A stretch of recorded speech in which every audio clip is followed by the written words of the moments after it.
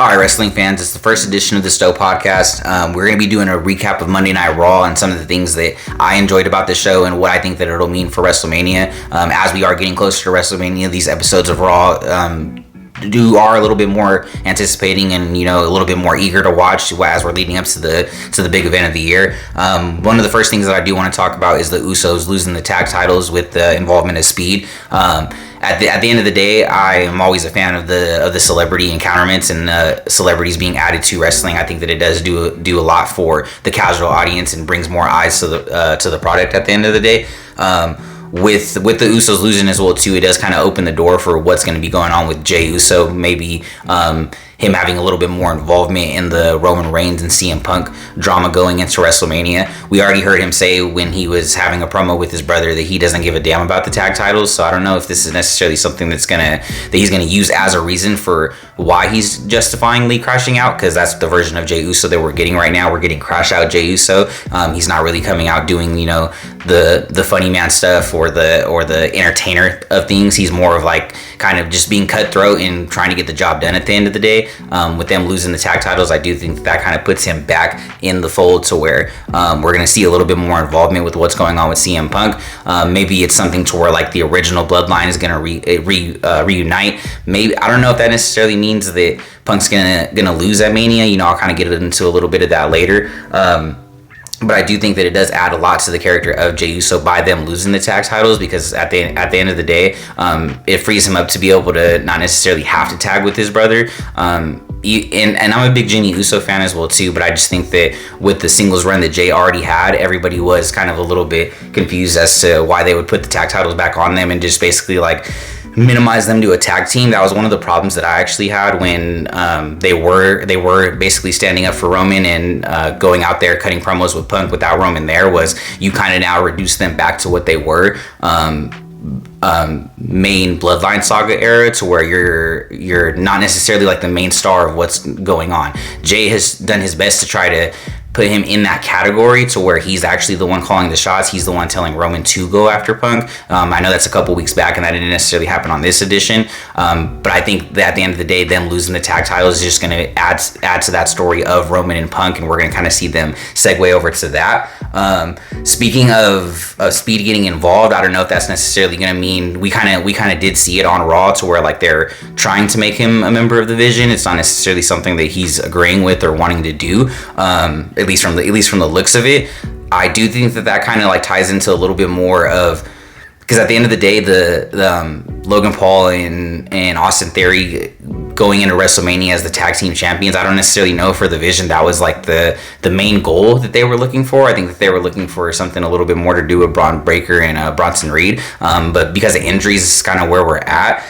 So that does kind of open the door, kind of make us talk about what is going on with Seth Rollins, him getting cleared and being able to wrestle and then going out to attack Paul Heyman, and then shortly after, when it looked like things were going to accelerate a little bit more, Gunther did come out of nowhere. And I know a lot of fans are kind of talking about that and basically stating that it is random, it just doesn't really make sense. But I know if you were to look back like a week or 2 weeks ago, we didn't necessarily know what Seth Rollins was doing, and we knew for sure that Gunther was off of TV and there was nothing being built for him. I think it's very important to have Gunther on TV right now, or not necessarily just TV, but WrestleMania as a whole, and a story for him at WrestleMania, because he did retire Goldberg, he retired Cena, he retired Styles, and then to do all those things in less than a year, and then to go into WrestleMania and you're not fighting for a championship, you have no major feud. I think that it is a filler feud, but at the end of the day, it's Seth Rollins and it's Gunther. I think that they're going to deliver one great of a match, and I think that it's going to be one of the show stealers of WrestleMania. I just think that we're not going to get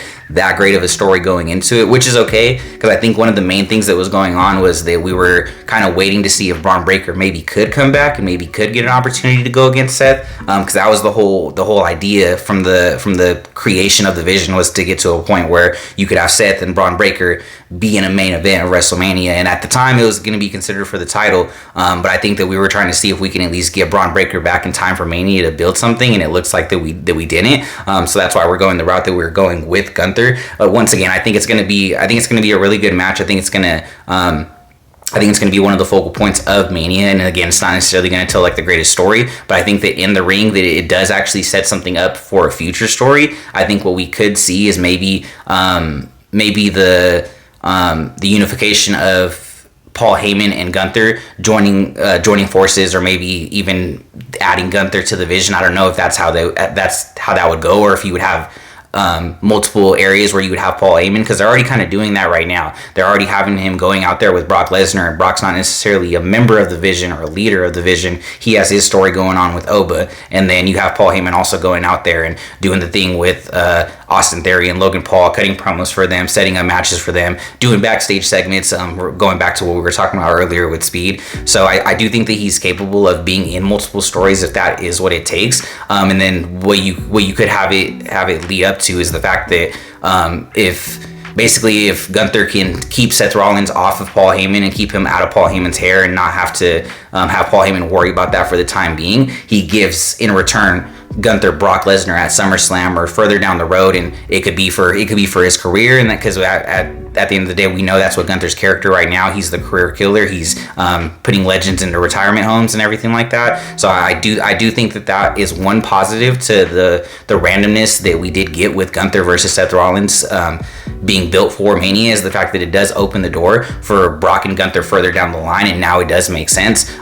Who knows? Maybe we might get like a promo next week, and there's a little bit more understanding of why Gunther is going after Seth Rollins. I don't think it's going to be something where Seth puts his career on the line. His time isn't done yet, and I think that Seth has a lot more stories to tell. And I think where we need to get to with Seth is eventually with the return of Braun Breaker, is you get the continuation and eventually the ending of that story as well too. So after covering that, I pretty much already kind of talked about how the situation going on with Paul Heyman and Adam Pearce, how one of the things that I feel like is going to be a little hard if that does come to fruition, is the fact of right now I already do kind of feel like that we're having multiple segments with Paul Heyman, and where he's like going back and forth with Adam Pearce, and then he's going out in front of the crowd cutting promos, and then we have a segment with again him and Seth Rollins, and then eventually that leads to Gunther. Earlier in the show, you had the situation going on with Adam Pearce, him basically saying like, have you checked your emails, and that was leading up to the moment with Seth returning and everything. And then you also got him doing the stuff with Logan Paul and Austin Theory, to where it's like throughout the show we're having multiple moments where Paul Heyman's taking up that time. And again, at the end of the day, Paul Heyman is one of the greatest promos and the greatest managers and the greatest advocates that's ever been in the business. I just think that, especially on the way to WrestleMania, having him out there so much could kind of hurt the rest of the roster in terms of being able to tell their story and being able to get for other stories out aside from what he's doing.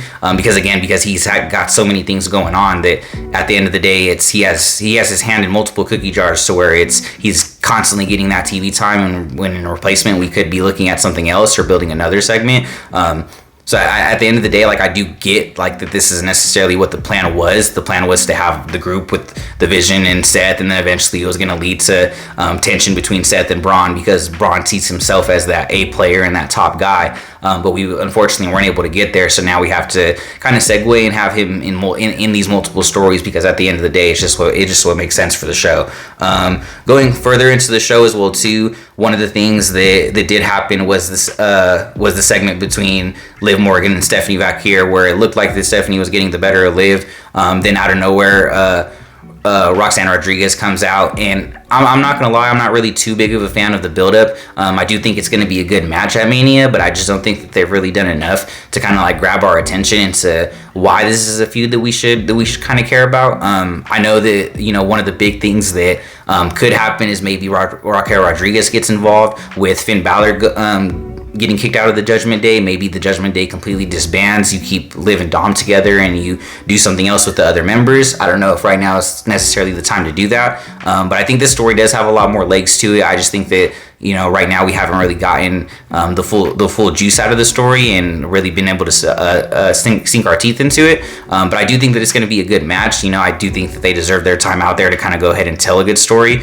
especially trying to build towards Mania. But I don't feel like that they've really necessarily done what they need to do in terms of getting excitement and getting energy as far as this match going at Mania. It is for a major world title, so at the end of the day, something big is on the line. I think that it could be a cool moment for Stephanie Vaquer, because I do believe this is going to be her first WrestleMania, going up against somebody like a Liv Morgan, who's won world titles, who's been in major matches and has been in moments in WrestleMania. It could be a good opportunity for them both to get over. I know a lot of people are thinking that Liv's going to win.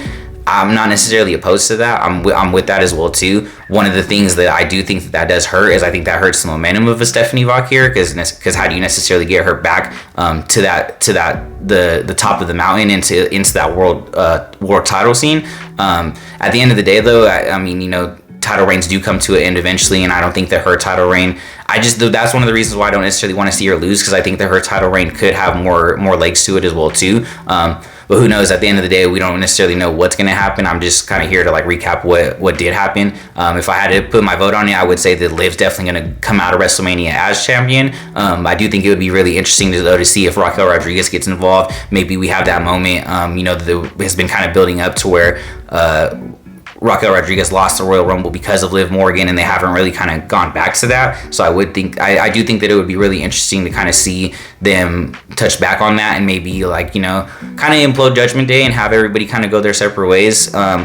I know I've seen like previous videos where when it comes to the Judgment Day, you can always like roll out new members, and maybe that's what happens instead, is we see entirely new members, and it's just something to where it's a group that gets good TV time, and it's a chance to put younger stars over and interest or bring in more fans because of the fact that they are getting over and everything like that. I do think that with Finn being out of the Judgment Day, that's the route that I would consider going, is disbanding them and kind of having them all go their separate ways, because you could definitely work it out, and then at the end of the day, it continues stories for everybody rather than just a straight up clean loss from Stephanie Vauquier putting Liv Morgan over. I don't know if that necessarily does a ton for either character right now.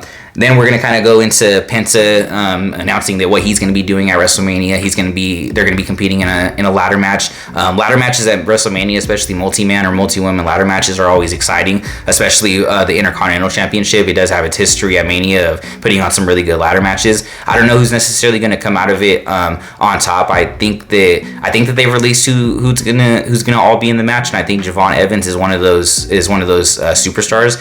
I would like to see the title go to him, just because at the end of the day, I feel like the NXT roster that we have right now that has gotten called up recently between Trig, Oba, and then Javon Evans, I feel like that group of three is really like the catalyst in the future of wrestling, and I think there's no better time than now to go ahead and put the title on Javon Evans, because even Penta winning it, that was something that was really cool to see. He's already defended it a bunch, and he's going to be a fighting champion, but at the end of the day, I feel like the IC title isn't necessarily really in a spot right now where you'd want to have somebody with a long title reign, so you might as well put it on multiple superstars and be able to see what they can do with it, and that can also elevate them to that next level.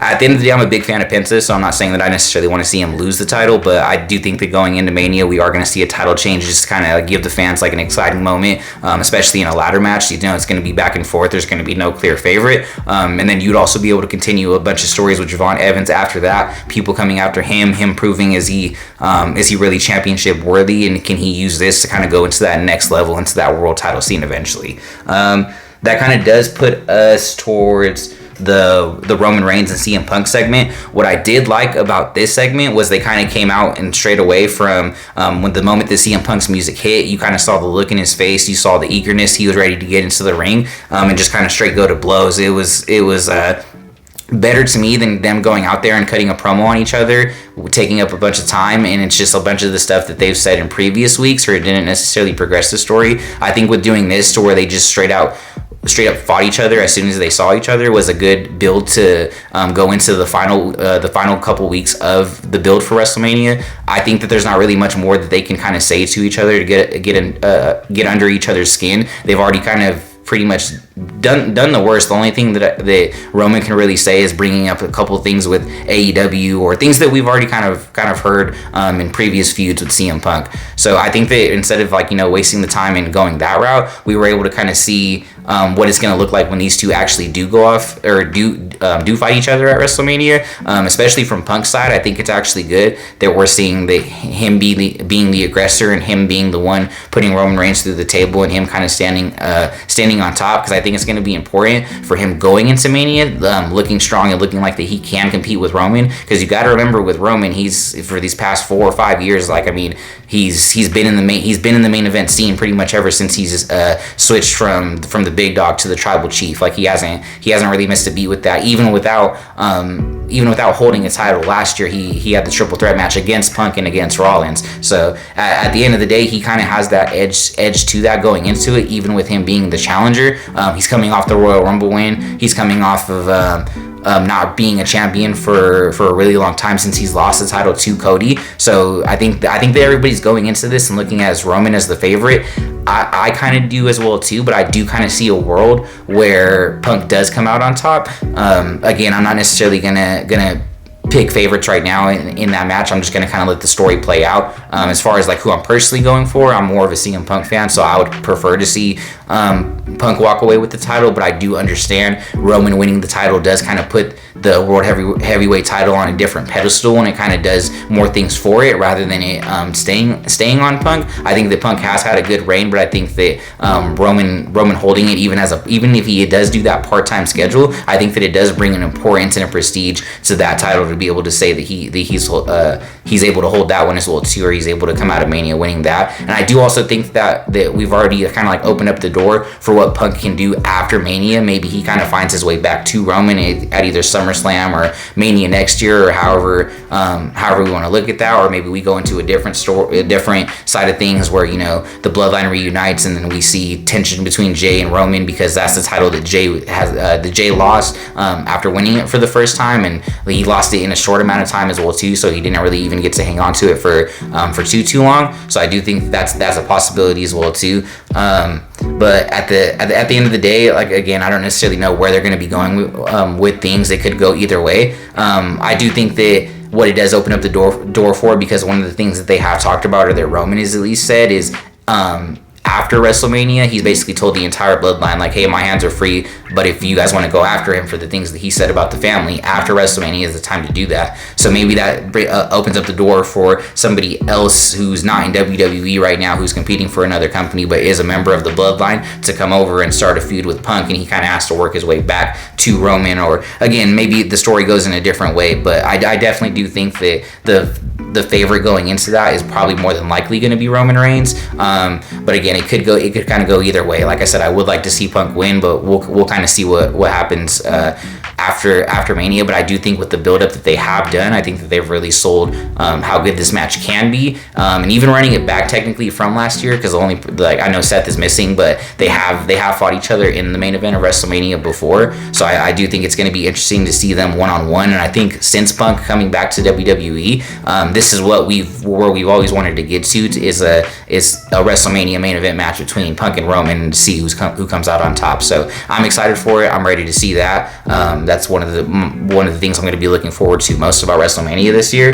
The last thing that I'm going to be talking about is, and I know it was kind of earlier in the show, or it wasn't necessarily the last segment, so it's kind of weird to end off on this, but it was kind of weird that they did it on Raw. The fact that Cody and Stephanie McMahon had like a little promo battle or a promo segment between each other, where Stephanie, and of all people to cut this promo on Cody, I think they picked the perfect person, because at the end of the day, if anybody knows the dangers of heel Randy Orton, because 09 Randy Orton is what most people refer him to right now with what he's doing, where he's hearing the voices and he's leaning into those, and he's leaning into that side of his character, and that was probably one of the most dangerous heels that has ever been in the business. So if anybody knows about it, it's Stephanie McMahon, because a lot of that stuff was either done to her or her husband, which is, everybody knows, Triple H, and that was one of Randy's greatest rivals, and one of the most heated stories that was ever told in the business as well too. So I do think that her delivering this promo where she's telling Cody that if you go into it how you are right now,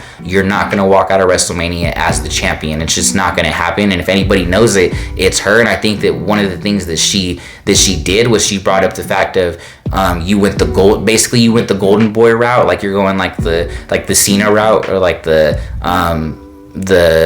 hate, or the rise above hate route, where you're not going to give into being a bad guy. You're not going to give into going the easy route, even though that's what your opponent's going to do. And I think this is a good callback to last year's WrestleMania, where we saw Cena go into WrestleMania as the bad guy, making that decision already that he's going to do whatever it has to take for him to win number 17. And Cody wasn't willing to to do the things that would normally get you disqualified, or do the things that most fans would consider as cheating or not necessarily winning a clean victory. He wasn't willing to do that. He hesitated when he had the title in his hands, and that's why Cena was able to capitalize. And we even kind of saw it in matches with Drew, or even against like Sami Zayn, where he does kind of take the easy route and he kind of does take the help, and that even bleeds into Sami Zayn's story. So I do think that one of the things that this does open up is it opens up the door for Cody to either turn heel maybe during the match with Randy, or maybe he loses, and that's one of the reasons why he does turn heel, because he realized he made the same mistake twice that he did last year, and he doesn't end up pulling the trigger, and that cost him the title this year.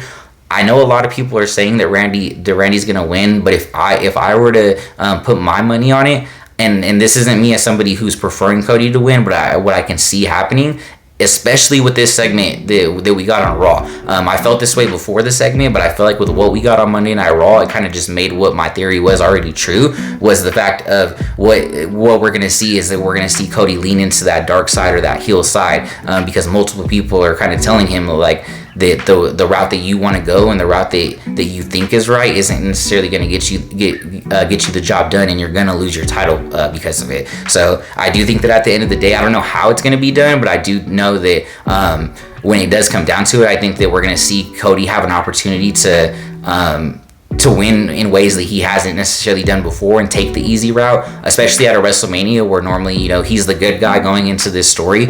I know Randy has done heel things, and I know it would be weird because it's going to be a double heel turn, but I think that right now everybody's already cheering for Randy Orton, even with him as a heel, and I think that's going to be the same case for when the match does happen. Like when the bell rings, I don't think there's going to be too many people rooting for Cody Rhodes, even though he's the good guy in this story, and I think that's going to be enough to make him snap. And we have seen the heel Cody Rhodes before on the indie scenes and in other aspects of his wrestling career, and that was actually one of the more favorable parts that people actually did like about Cody Rhodes once he left WWE, was his ability to lean into that side that we haven't necessarily seen before, and how that does add to his character. And by him going heel, one of the things that's usually exciting about Cody Rhodes, or that people prefer, is they prefer the chase over what he's actually done in his title reigns, and I think that gives him the opportunity to retain the title at Mania while also getting sympathy from the fans for Randy Orton, because a lot of them did want to see Randy win, and that also generates heat for Cody, because again, there's not going to be a lot of people that want to see Cody walking out of WrestleMania as the WWE champion. There's not even a lot of fans that wanted to see him going into WrestleMania as WWE champion. There was a lot of people that were mad that he took the title off of Drew McIntyre.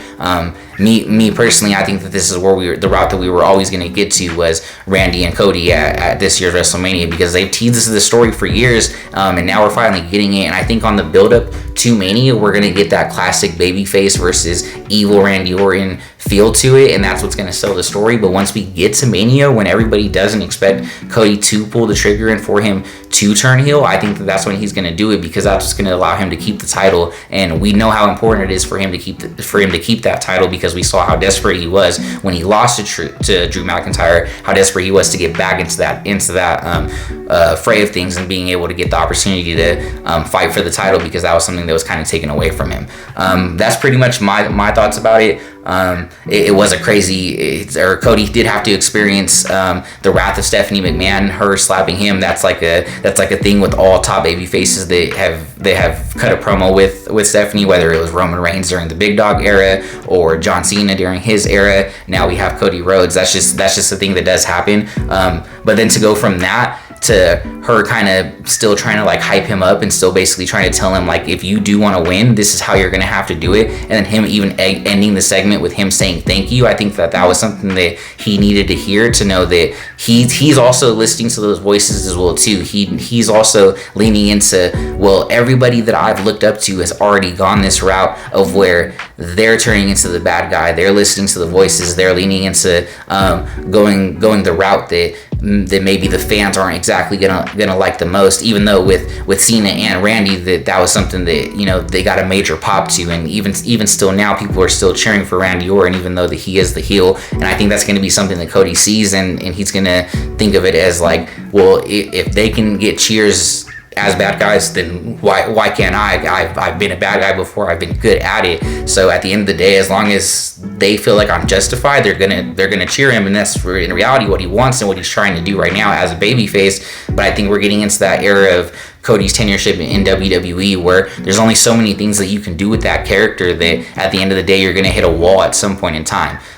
So I do think that, you know, if we can get there, that's a better story to tell for me rather than Cody coming up short once again, because he has main evented a lot of WrestleMania since coming back, but he hasn't really won too many. He lost against Roman in his first Mania. Going into the next Mania, he lost in his tag match against The Rock. He did beat Roman, but then he lost against Cena the next year. So that's already a losing record right there. So if you go into this year's WrestleMania and you lose against Randy Orton, your record at WrestleMania is not looking too hot. And I think one of the things that can kind of counter that is the fact of maybe he does lean that route of going heel. It would be nice to see Randy win an additional title run and get that much closer to Cena.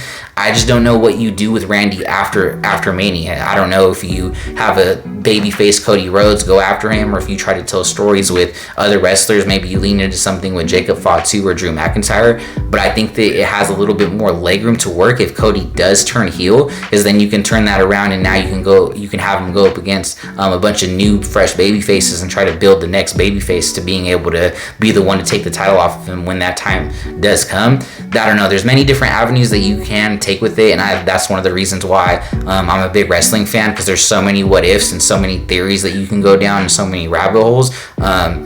That's one of the things that as wrestling fans we kind of do a lot. So if we do get to WrestleMania and everything that I said doesn't happen, or if I'm completely wrong about everything, I won't be upset about it. I'm going to enjoy the show either way. But I'm just kind of trying to show you like how my brain works whenever I do watch these shows, and whenever I do want to talk about these things on the podcast, and kind of share like which route this can go, and how one move here can change the entire complexity of the rest of the show. And that's one of the main things that are very interesting to me as a wrestling fan, and why I continue to watch, and why I want to eventually, you know, have other people listen to my opinion about what I think is going on with the show. But I'm going to try to do another one of these for Friday Night SmackDown.